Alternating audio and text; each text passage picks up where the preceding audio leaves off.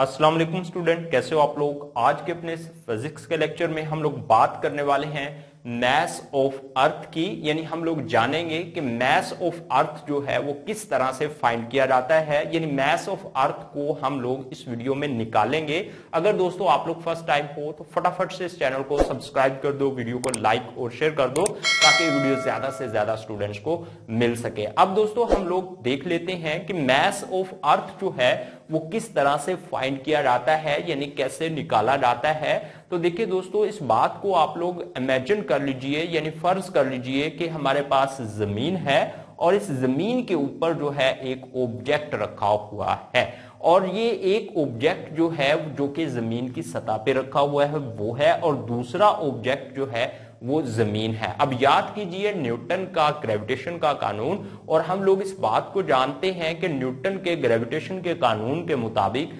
Universe का हर जिस्म दूसरे जिस्म को अट्रैक्ट करता है, यानी अट्रैक्शन की फोर्स लगाता है, और जो इनके मैसेज के हासिले ज़रब के डायरेक्टली प्रोपोर्शनल और इन ऑब्जेक्ट के दरमियान फासला के मरबा के इनवर्सली प्रोपोर्शनल होती है। यानी इस जमीन और जमीन की सतह के ऊपर रखे हुए ऑब्जेक्ट के दरमियान अट्रैक्शन की फोर्स मौजूद है, यानी ग्रेविटेशनल फोर्स मौजूद है। और उस ग्रेविटेशनल फोर्स को हम लोग इस फार्मूला से फाइंड कर सकते हैं कि F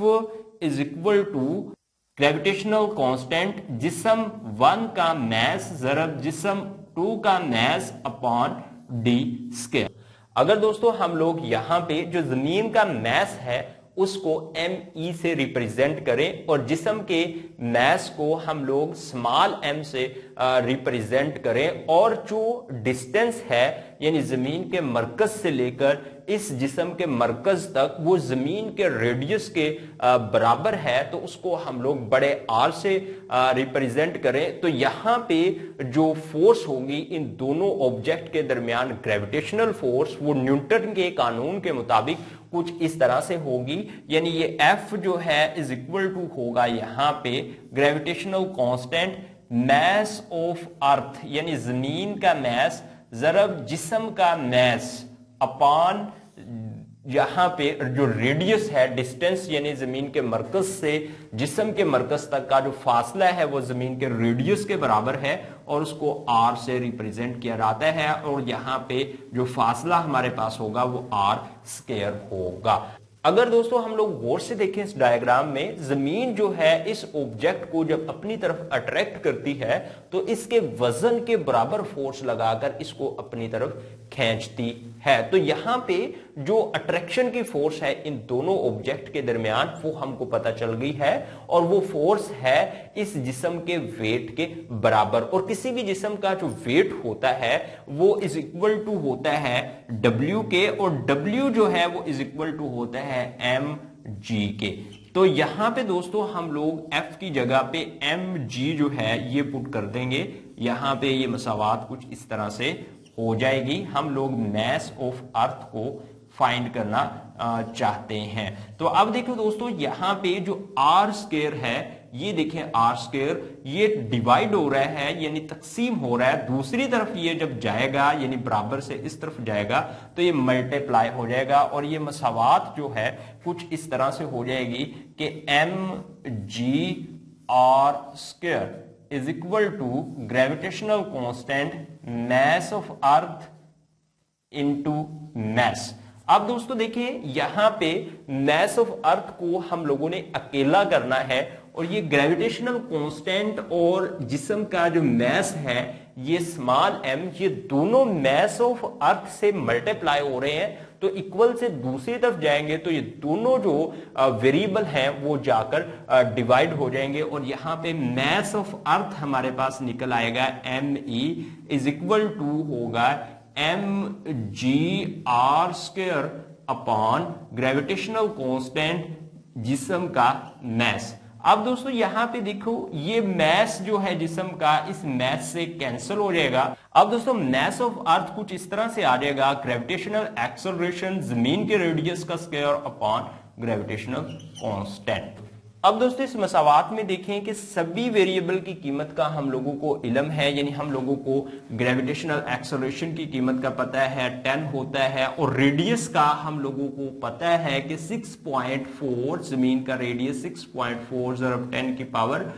6 मीटर होता है। और बिल्कुल इसी तरह से इसका स्क्वायर होगा, क्योंकि यहाँ पे आर स्क्वायर है, अपॉन यहाँ पे अगर हम लोग बात करें ग्रेविटेशनल कांस्टेंट की, तो इसकी कीमत का हमको पता है 6.673 टाइम 10 की पावर -11 न्यूटन मरबा मीटर फी मरबा केजी होती है। उसके बाद दोस्तों इसको हम लोग जब सिंप्लीफाई करते हैं तो यहाँ पे कुछ इस तरह से ये बन जाएगा कि 6.4 का तो यहाँ पे 10 की पावर 6 का स्क्वायर ये आ जाएगा, और अपान ये यहाँ पे हो जाएगा 6.673 ज़रब 10 की पावर -11। अगर दोस्तों हम लोग इसका स्क्वायर लेते हैं, यानी 6.4 का कैलकुलेटर से हम लोग स्क्वायर निकाल लेंगे और इस पर डिवाइड कर देंगे, तो जैसे ही हम लोग इस पर डिवाइड करेंगे ये निकाल के, तो ये आएगा 6.0। और यहाँ पे दोस्तों देखिए ये जो है 10 और इसको हम लोग अगर आपस में मल्टीप्लाई कर देते हैं तो ये हो जाता है 12 और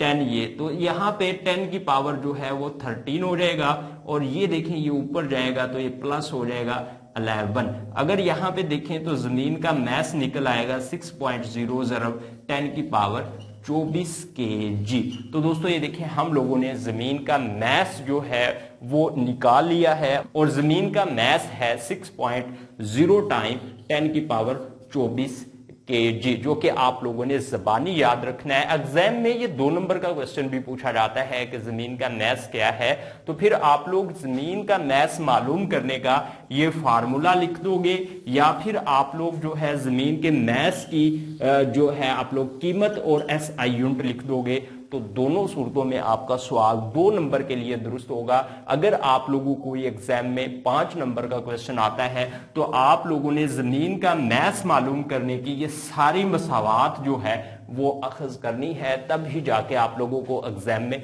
5 में से 5 नंबर मिलेंगे। तो दोस्तों थैंक यू फॉर वाचिंग। अगर आप लोग फर्स्ट टाइम हो हमारे इस चैनल पर तो इसको आप लोग फटाफट से सब्सक्राइब कर दो, वीडियो को लाइक और शेयर कर दो। नेक्स्ट लेक्चर में हम लोग डिस्कस करने वाले हैं सैटेलाइट को, और वो हमारा लेक्चर आप लोगों को उसी वक्त मिलने वाला है जब आप लोग हमारे इस चैनल को सब्सक्राइब कर दोगे, वीडियो को लाइक और शेयर कर दोगे। ओके दोस्तों, अल्लाह हाफिज, अपना ढेर सारा ख्याल रखो, अपने भाई को इजाजत दीजिए, बाय बाय।